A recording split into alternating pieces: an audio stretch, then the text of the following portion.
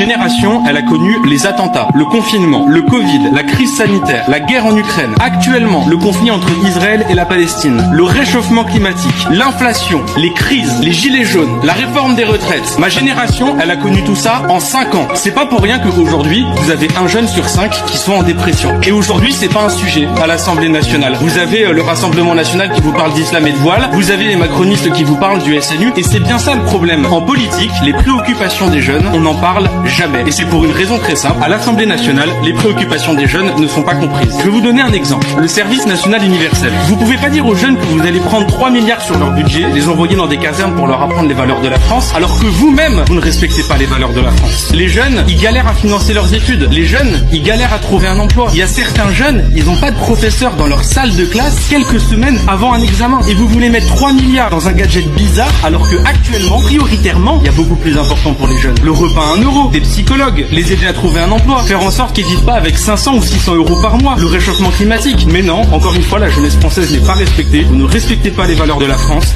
Vous mettez tout cet argent dans un SNU qui nous coûte cher et vous ne comprenez pas que ce soit ressenti comme une injustice par la jeunesse.